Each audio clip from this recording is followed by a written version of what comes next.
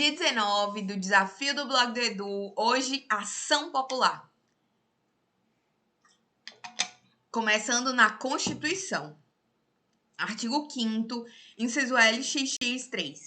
Qualquer cidadão é parte legítima para propor ação popular que vise anular ato lesivo ao patrimônio público ou de entidade de que o Estado participe, à moralidade administrativa, ao meio ambiente, ao patrimônio histórico e cultural, ficando o autor, salvo comprovada má-fé, isento de custos judiciais e do ônus da sucumbência. Súmula 101. O mandado de segurança não substitui a ação popular.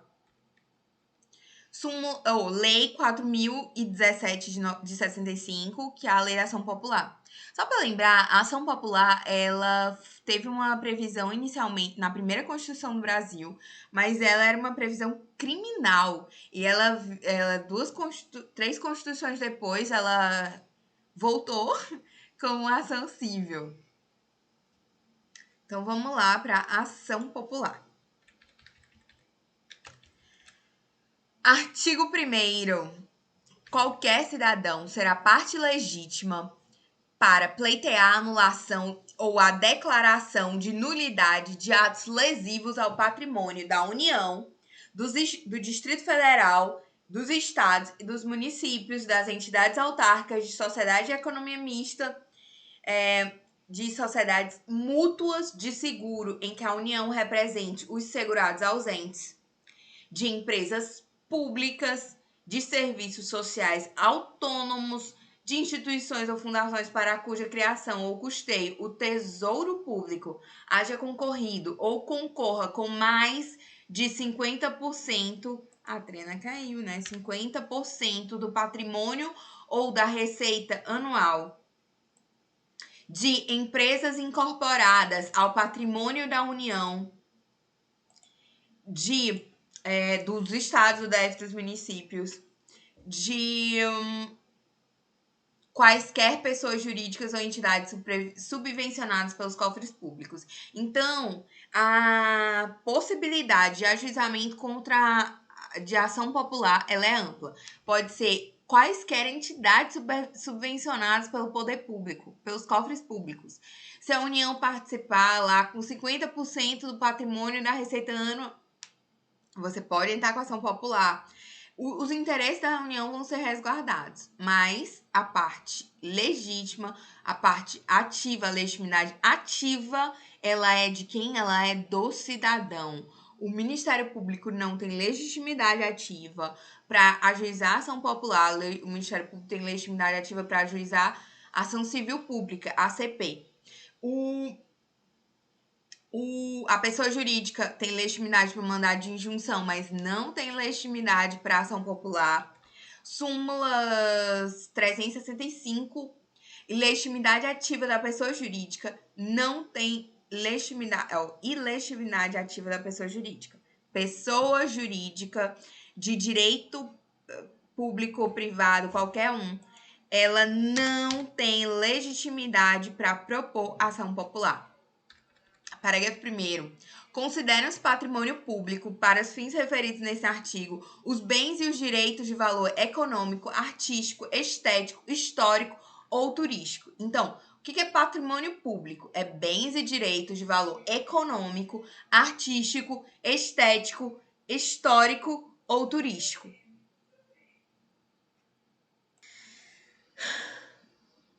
Então, vamos lá, a gente já sabe que é patrimônio público, não é possível.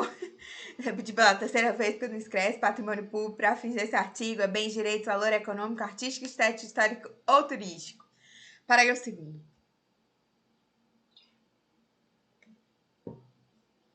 Em se tratando de instituições ou fundações para cuja criação ou custeio o tesouro concorra com menos de 50%, não pode fazer nada? Pode, bem como pessoas jurídicas ou entidades subvencionadas, as consequências patrimoniais da invalidez dos atos lesivos terão por limite a recuperação deles sobre a contribuição dos cofres públicos. Parágrafo 3º. A prova da cidadania para ingresso em juízo será feita com o título eleitoral ou com o documento que a ele corresponda. O menor entre 16 e 18 anos, você já tendo o título de eleitor, você pode ajuizar a ação popular, porque você já tem direito, e ainda sem assistência, livre e solto. Parágrafo 4º. Para instituir a inicial, o cidadão poderá requerer às entidades a que se refere esse artigo as certidões e informações que julgar necessárias, bastando para isso indicar a finalidade das mesmas. Só para lembrar, eu coloquei aqui, nem é para ser aqui, né? Mas a lesividade e ilegalidade é o binômio que deve ser comprovado para o ajuizamento da ação popular. Ai, meu Deus. Parágrafo 5º. As certidões e informações a que se refere o parágrafo anterior deverão ser fornecidas dentro de 15 dias da entrega.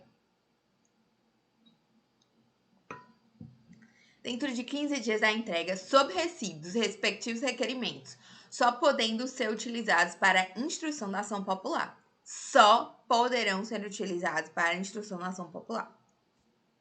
Parágrafo 6º. Somente nos casos em que o interesse público devidamente justificado impuser sigilo, poderá ser negada a certidão e informação. Parágrafo 7º. Ocorrendo a hipótese do parágrafo anterior, a ação poderá ser proposta desacompanhada das certidões ou informações negativas. Cabendo ao juiz, após requisitar uma ou outras, feita a requisição, o processo correrá em segredo de justiça, que cessará com o trânsito em julgado da sentença condenatória.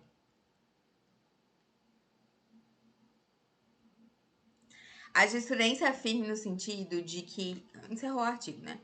Só para lembrar aqui do último parágrafo, que eu esqueci. Ocorrendo a hipótese do parágrafo anterior,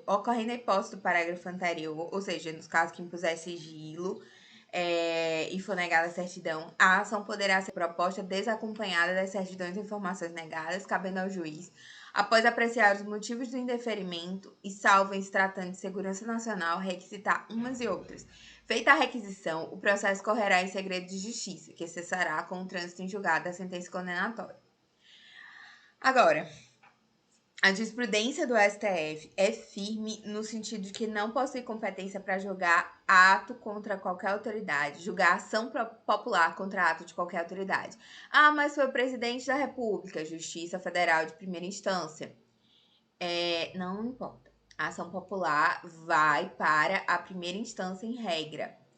Só que não é competência originária do STF conhecer as ações populares ainda que o réu seja a autoridade que tenha na corte o seu foro por prerrogativa de função para processo na Constituição. Exceções.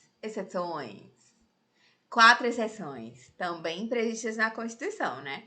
A ação popular que envolva conflito federativo entre União, Estados da F, entre uns e outros, inclusive as respectivas entidades de administração indireta. Previsão do artigo 102, inciso 1, a linha F da CF.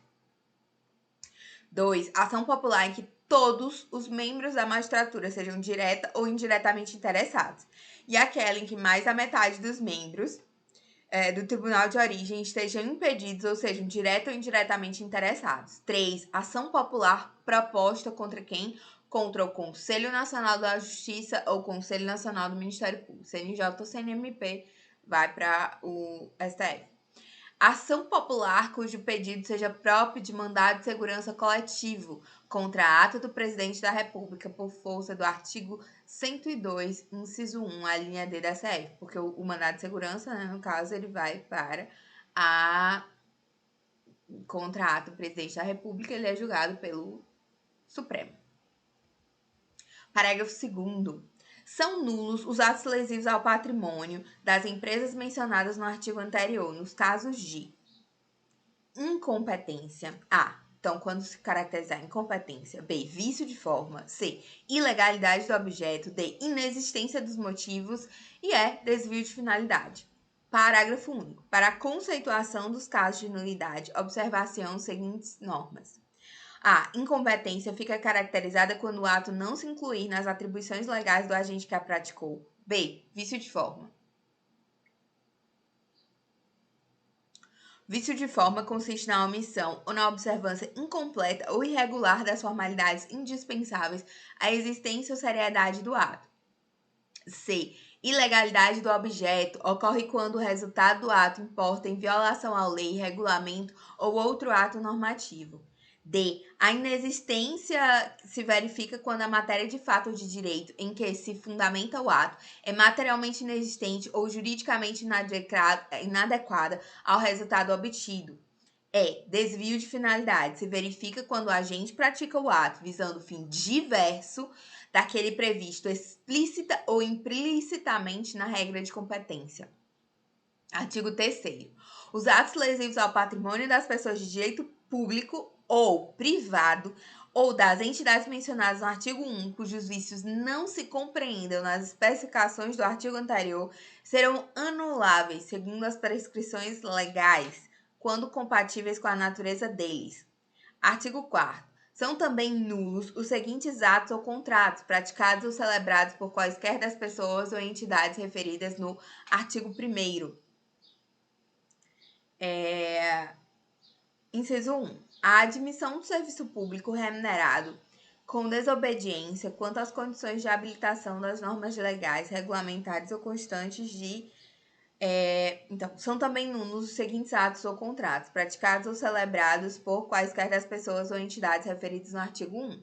1. A admissão do serviço público remunerado com desobediência quanto às condições de habilitação das normas legais, regulamentares ou constantes de instruções gerais. 2. Operação bancária ou de crédito real quando A. For realizada com desobediência às normas legais, regulamentares, estatutárias, regimentais ou internas. B. O valor do bem dado em hipoteca ou penhor foi inferior ao constante da escritura ou avaliação. 3. A empreitada, a tarefa, a concessão de serviço público quando A. O respectivo contrato houver sido celebrado sem prévia concorrência pública ou administrativa, sem que essa condição seja estabelecida em lei, regulamento ou norma geral. B. No edital de concorrência forem incluídas cláusulas ou condições que comprometam o caráter competitivo. A concorrência administrativa for processada em condições que impliquem a limitação das possibilidades normais de competição. 4. As modificações ou vantagens, inclusive prorrogações que forem admitidas em favor do adjudicatário durante a execução dos contratos de empreitada, tarefa e concessão de serviço público, sem que estejam previstas em lei ou nos respectivos instrumentos. 5. Compra e venda de bens móveis ou imóveis nos casos em que não cabível concorrência pública ou administrativa, quando A. For realizada com desobediência às normas legais, regulamentares ou constantes de instruções gerais. B. O preço da compra de bens for superior ao corrente no mercado na época da operação. C. Preço de venda de bens for inferior ao corrente no mercado na época da operação. 6. A concessão de licença de exportação ou importação, qualquer que seja sua modalidade, quando A. Houver sido praticada com violação às normas legais e regulamentares ou de instruções e ordens de serviço. B. Resultar em execução ou privilégio em favor do exportador ou do importador. 7. A operação de redesconto, quando, sob qualquer aspecto, inclusive o limite do valor, desobedecer às normas legais, regulamentares ou constantes de instruções gerais. 8. O empréstimo concedido pelo Banco da República quando A. Concedido com desobediência de quaisquer normas regulamentares, regimentais, constantes de instruções gerais. B. O valor dos bens dados em garantia na época da operação for inferior ao da avaliação.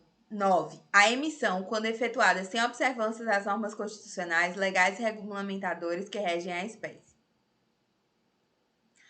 5º. Competência. Conforme a origem do ato impugnado, é competente para conhecer a ação, processá-la e julgá-la, que, de acordo com a organização judiciária de cada estado, o for para as causas que interessem à União, ao Distrito Federal, ao estado e ao município. Parágrafo 1º. Para fins de competência, equiparam-se à União, equiparam-se atos da União, do Distrito Federal, do estado ou dos municípios. Os atos das pessoas criadas ou mantidas por essas pessoas jurídicas de direito público, bem como os atos da sociedade que elas sejam acionistas, ou das pessoas ou entidades por elas subvencionadas, em relação às quais tenham interesse patrimonial.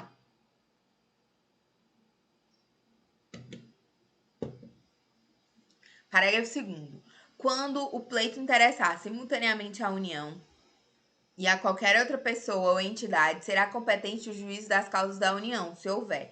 Quando interessar simultaneamente ao Estado e ao município, será competente o juiz das causas do Estado, se houver. Parágrafo 3º. A propositura da ação prevenirá a jurisdição do juízo para todas as ações que forem posteriormente intentadas contra as mesmas partes e sobre os mesmos fundamentos. Parágrafo 4º.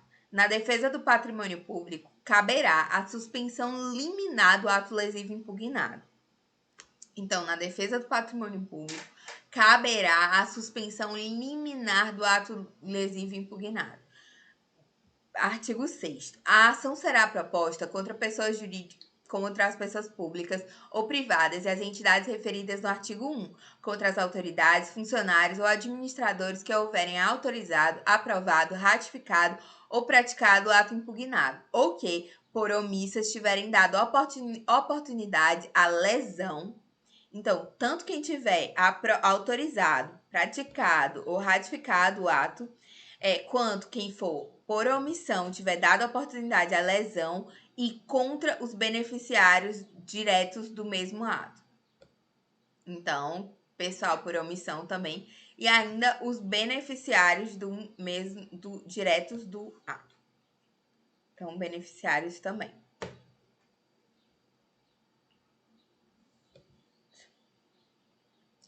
Tanto contra as pessoas públicas ou privadas, as entidades, contra as autoridades e funcionários públicos ou administradores que houverem autorizado, que houverem se omitido, e ainda contra os beneficiários. Parágrafo 1º. Se não houver benefício direto do ato lesivo, ou se for ele indeterminado ou desconhecido, a ação será proposta somente contra as outras pessoas indicadas nesse artigo. Parágrafo 2º. Somente. No caso de que trata o inciso 2, item B, do artigo 4º, quando o valor real do bem for inferior ao da avaliação, citar-se-ão réus, além das pessoas públicas e privadas, as entidades referidas no artigo 1º, apenas os responsáveis pela avaliação inexata e benefícios da mesma. Então, quando o valor real do bem for inferior ao da avaliação, citar-se-ão como réus, além das pessoas públicas ou privadas, as entidades referidas no parágrafo 1º, apenas os responsáveis pela avaliação inexata e os beneficiários da mesma. Parágrafo 3º. As pessoas jurídicas de direito público ou de direito privado, cujo objeto de impugnação poderá abster-se de contestar o pedido ou poderá atuar ao lado do autor, desde que isso se afigure útil ao interesse público, o juiz respectivo, representante legal e dirigente. Então, é a legitimidade bifronte. As pessoas jurídicas, elas podem deixar a condição de réus e irem para a condição de se juntar ao autor, desde que se afigure útil ao interesse público. Então, ela tem legitimidade bifronte. Parágrafo 4º. O Ministério Público acompanhará a ação, cabendo-lhe apressar a produção de prova e promover a responsabilização civil ou criminal dos que nela incidirem, sendo-lhe vedado, em qualquer hipótese, assumir a defesa do ato impugnado ou de seus autores. O Ministério Público é vedado assumir a defesa do ato impugnado ou de seus autores. Parágrafo 5º. É facultado a qualquer cidadão habilitar-se como litisconsorte ou assistente do autor na ação popular. Qualquer cidadão pode ser litisconsorte ou assistente do autor na ação popular. Artigo 7º do processo. Artigo 7º. A ação obedecerá ao procedimento ordinário previsto no CPC, observadas as seguintes normas modificativas. 1. Ao despachar a inicial, o juiz ordenará além da citação dos réus, a intimação do representante do Ministério Público. Então, além da citação, tem que citar os réus e tem que intimar o MP, isso na ação popular, né, que a gente está lendo aqui. B. A requisição às entidades indicadas na petição inicial dos documentos que estiverem referidos pelo autor, nos termos do artigo 1, parágrafo 6º, bem como a outros que se lhe afigurem necessários ao esclarecimento dos fatos, ficando prazos de 15 a 30 dias para o atendimento. Parágrafo 1º. O representante do Ministério Público providenciará para que as requisições a que se refere o inciso anterior sejam atendidas dentro dos prazos fixados pelo juiz. Parágrafo 2º. Se os documentos e informações não puderem ser oferecidos nos prazos assinalados, o juiz poderá autorizar a prorrogação dos mesmos por prazo razoável, quando o autor o preferir. A citação dos beneficiários far-se-á por edital com prazo de 30 dias. A citação por edital, ela é possível aqui e ela se faz no prazo de 30 dias, fixado na sede e publicado 3 vezes em jornal de grande circulação no Distrito Oficial do Distrito Federal, capital do Estado ou território em que seja ajuizada a ação. A publicação será gratuita e deverá iniciar-se no máximo 3 dias após a entrega, na repartição competente de uma via autenticada do mandato. Qualquer pessoa beneficiada ou responsável pelo ato impugnado, cuja existência ou identidade se torne conhecida no curso do processo. Então, qualquer pessoa beneficiada ou responsável pelo ato impugnado, cuja existência ou identidade se torne conhecida no curso do processo e antes de proferir a sentença final de primeira instância, deverá ser citada para a integração do contraditório, sendo-lhe restituído o prazo de contestação e produção de provas. Então, se ela for conhecida durante o processo, vai ser citada. Salvo quando há benefício, se a citação não houver feito na forma do inciso anterior. Então, essa é uma hipótese de litisconsórcio ulterior passivo. Então, ele é posterior ao início da ajuizamentação e ele é passivo, ele é no polo passivo.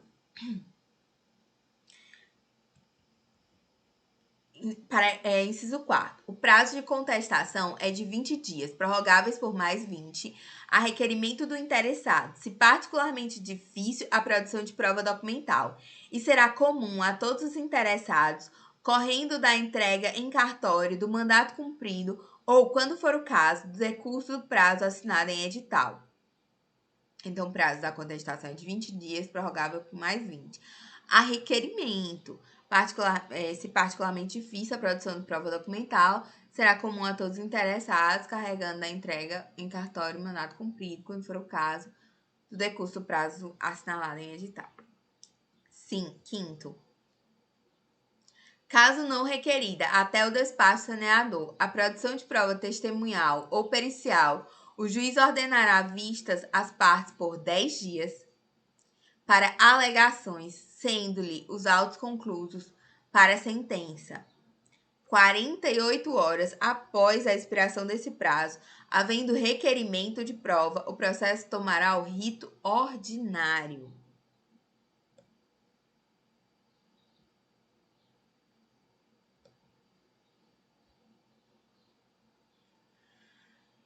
Vistas as partes para alegações finais. Depois, 48 horas, os autos conclusos. Após a expiração, haverá o processo tomar o rito ordinário. Não tem prova pericial ou testemunhal, caso não requerida, né, até o despacho saneador. Sexto, a sentença, quando não prolatada em audiência de instrução e julgamento, deverá ser proferida dentro de 15 dias do recebimento dos autos pelo juiz. Então, a sentença, quando não prolatada em audiência, deverá ser proferida em 15 dias, prazo impróprio, que é prazo do juiz. Parágrafo único. O proferimento da sentença, além do prazo estabelecido, privará o juiz da inclusão em lista de merecimento por promoção durante 2 anos. Aí realmente foi um incentivo. e acarretará a perda para efeito de promoção por antiguidade de tantos dias quantos forem do retardamento, salvo motivo justo, declinado nos autos e comprovados perante os órgãos disciplinares competentes. Então, aqui tem uma sanção, sim. Proferimento da sentença, além do prazo de 15 dias, quando não prolatada em audiência, priva da inclusão de lista de promoção por merecimento durante 2 anos e acarretará a perda para efeito de promoção por antiguidade tantos dias quantos forem do retardamento, salvo motivo justo. Artigo 8º. Ficará sujeito à pena de desobediência, salvo motivo devidamente comprovado, a autoridade administradora ou dirigente que deixar de fornecer no prazo fixado no artigo 1º, parágrafo 5º, naquele que tiver sido estipulado pelo juiz ou naquele que tiver sido estipulado pelo juiz, informações ou certidão ou fotocópia de documento necessária à instrução da causa.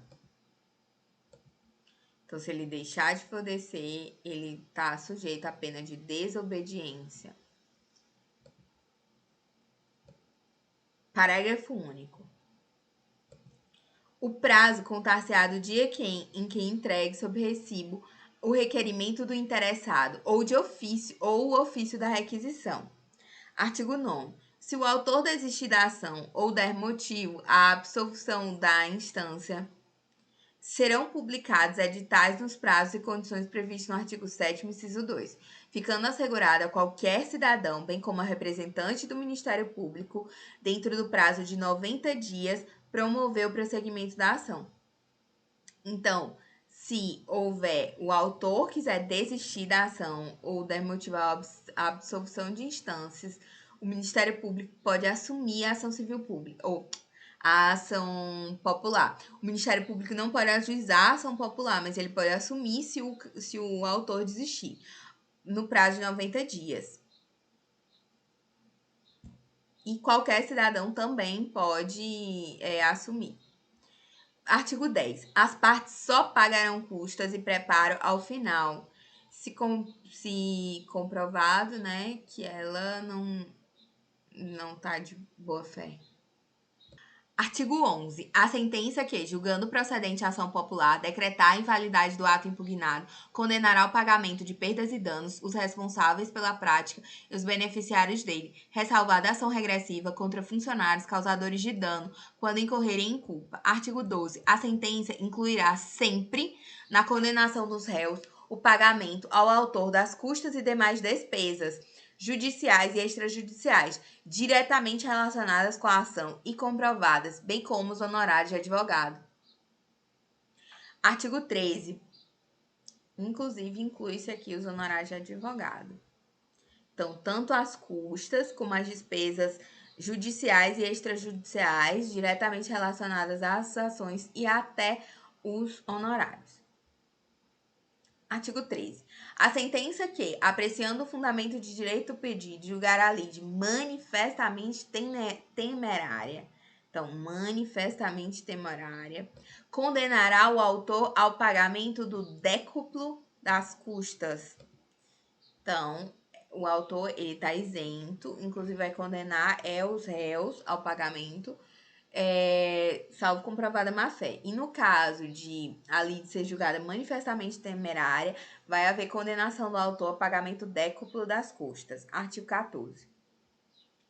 Se o valor da lesão ficar provado no curso da causa, será indicado na sentença. Se depender de avaliação ou perícia, será apurado na execução. Parágrafo 1º. Quando a lesão resultar da falta ou isenção de qualquer pagamento, a condenação imporá pagamento devido com acréscimo de juros de mora e multa legal ou contratual se houver. Parágrafo 2º. Quando a lesão resultar de execução fraudulenta, simulada ou irreal de contratos, a condenação versará sobre a reposição do débito com juros de mora. Parágrafo 3º. Quando o réu condenado perceber dos cofres públicos a execução far-se-á por desconto em folha até o integral ressarcimento do dano, se assim convier ao interesse público. Parágrafo 4º. A parte condenada a restituir os bens ou valores ficará sujeita a sequestro e penhora, desde a prolatação da sentença condenatória.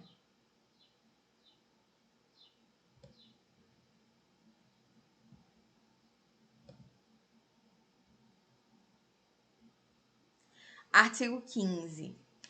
Se no curso da ação ficar provada a infringência à lei penal ou a prática de falta disciplinar, que a lei combine pena de demissão ou a rescisão do contrato de trabalho, o juiz ex officio determinará a remessa de cópia autenticada das peças necessárias às autoridades ou administradores a quem competir aplicar a sanção.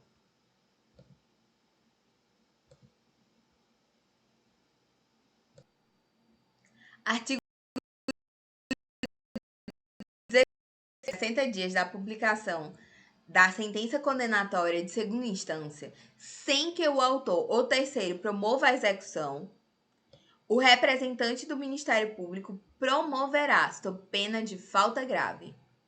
Então, o Ministério Público, ele não ajuiza ação popular, mas ele pode dar sequência se o autor desistir, e ele pode e também deve promover a execução se no prazo de 60 dias da publicação da sentença condenatória em segunda instância, sem que o autor ou terceiro promova a respectiva execução, o Ministério Público promoverá, sob pena de falta grave, em 30 dias. O Ministério Público ainda tem prazo para promover. Tem que estar atento o Ministério Público. Então, os 60 dias, se o autor terceiro não promover a execução, o Ministério Público vai e promove. Artigo 17. É sempre permitida às pessoas ou entidades referidas no artigo 1, ainda que hajam contestado a ação, promover em qualquer tempo, no que as beneficiar, a execução da sentença condenatória contra os demais réus. Então, é sempre permitido às pessoas ou entidades do artigo 1, ainda que hajam contestado a ação, promover em qualquer tempo e no que beneficiar a execução da sentença contra os demais réus. E no que as beneficiar a sentença contra os demais réus. Artigo 18. A sentença terá a eficácia de coisa julgada oponível erga omnes, exceto nos casos de haver sido a ação julgada improcedente por deficiência de provas. Nesse caso, qualquer cidadão poderá intentar outra ação com idêntico fundamento, valendo-se de nova prova. Então, a ação popular, ela faz coisa julgada erga omnes. Em que caso ela não faz? No caso de haver sido julgada improcedente por deficiência de provas. Aí ela não faz coisa julgada erga omnes. Inclusive, qualquer cidadão pode ajuizar nova ação com fundamento idêntico, mas baseada em prova nova. Artigo 19. A sentença que concluir pela carência, pela improcedência da ação, está sujeita ao duplo grau de jurisdição, não produzindo efeito, senão depois de confirmada pelo tribunal. Da que julgar a ação procedente, caberá apelação com efeito suspensivo. Então, se julgar carência e improcedência da ação, duplo grau de jurisdição. Carência e improcedência da ação, duplo grau de jurisdição. Aí ela só vai produzir efeito depois de confirmada pelo tribunal. Se for julgada procedente, produz efeito desde logo, porque não, a apelação tem efeito suspensivo, então não produz efeito desde logo. Então, também espera. A ação foi julgada procedente, aí pode haver apelação. E aí, com efeito suspensivo, então não pode executar desde logo. Então, carência ou improcedência, duplo grau de jurisdição obrigatório. Mas se ela for julgada procedência, cabe apelação com efeito suspensivo. Parágrafo 1º. Das decisões interlocutórias cabe agravo de instrumento. Então, cabe agravo de instrumento. Parágrafo 2º. Das sentenças e decisões proferidas contra o autor da ação e suscetíveis de recurso, poderá recorrer qualquer cidadão e o Ministério Público também pode recorrer. E disposições gerais. Artigo 20. Para os fins dessa lei, consideram-se entidades autárquicas: a. O Serviço Estadual Descentralizado com personalidade jurídica custeado mediante orçamento próprio independente do orçamento geral. B. As pessoas jurídicas especialmente instituídas por lei para a execução de serviços de interesse público ou social, custeado por tributos de qualquer natureza ou por outros recursos oriundos do Tesouro. C. As entidades de direito público ou privada que a lei tiver atribuído competência para receber a aplicação e aplicar contribuições parafiscais. Artigo 21. A ação prevista nessa lei prescreve em 5 anos. Prescreve em 5 anos. Aplicam-se à ação popular as regras do CPC naquilo que não contraria o disposto descritivo dessa lei nem a natureza específica da ação. Então, a ação popular ela é ajuizada por qualquer cidadão, comprovando mediante o título de eleitor ali. O Ministério Público pode assumir, pode recorrer, e ele é obrigado a executar se os legitimados não executarem nos 60 dias, no prazo de 60 dias, e o Ministério Público tem 30 dias para executar. A sentença, ela se tiver carência ou improcedência, duplo grau de jurisdição para, só depois de confirmada, produzir efeitos. A ação julgada procedente cabe apelação com efeito suspensivo. Das interlocutórias pode recorrer via agravo de instrumento. A sentença faz coisa julgada erga omnes, exceto nos casos de deficiência de prova, e qualquer cidadão pode intentar uma nova ação com idêntico fundamento, além-se de prova nova. É sempre permitir às pessoas ou entidades do artigo 1º, ainda que haja contestada a ação, promoverem qualquer tempo no que as beneficiar a execução de sentença contra os demais réus. E é isso, meus amigos. Até amanhã, o último dia.